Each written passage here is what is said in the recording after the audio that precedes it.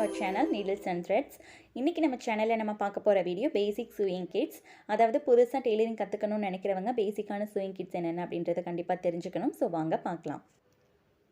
First வந்து நமக்கு இந்த மாதிரி நூல் கண்டு தேவை, மெஷின் நூல் 2-3 கலர்ஸ்ல வந்து வாங்கி வெச்சுக்கோங்க. ஸ்டார்டிங்ல உங்களுக்கு 2-3 கலர்ஸ் மட்டுமே இருந்தா போதும். அதுக்கப்புறமா இந்த மாதிரியான ஒரு நீடில் பாக்ஸ் ஒன்று வாங்கி வச்சுக்கோங்க.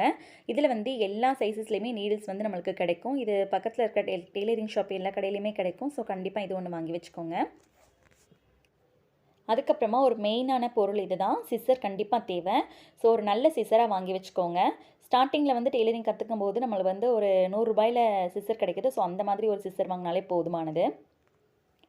அதுக்கப்புறமா 2 பாபின் அண்ட் ஒரு பாபின் கேஸ் மட்டும் வாங்கினா போதும். இனிஷியலாக நம்ம வந்து ரொம்ப அதிகமாக வாங்க தேவையில்லை.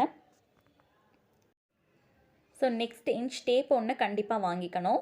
ஸோ இது ரொம்ப முக்கியமான ஒரு பொருள் தான். அதுக்கப்புறமா கொக்கி பாக்கெட் ஒன்று தேவை. ஒரே பாக்கெட்டில் கொக்கி வளையம்னு 2 சேர்ந்தும் கிடைக்கிது, இல்லை தனித்தனியாகவும் கிடைக்கிது. உங்களுக்கு எப்படி வேணும்னாலும் நீங்கள் வாங்கிக்கலாம். இந்த மாதிரி ஒரு லாங் நீடில் ஒன்று தேவை. இது வந்து முப்பட்டை ஊசி அப்படின்னும் சொல்லுவாங்க. ஸோ இது ஒன்று கண்டிப்பாக வாங்கி வச்சுக்கோங்க. அதுக்கப்புறமா ஒரு ஸ்கேல், பென் அண்ட் பென்சில் தேவைப்படும்.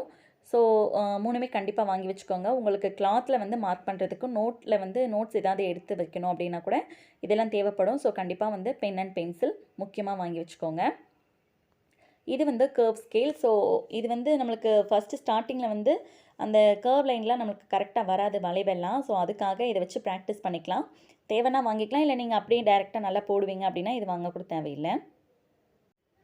இதுக்கப்புறமா ஒரு காட்டன் கிளாத் ஒன்று தேவை.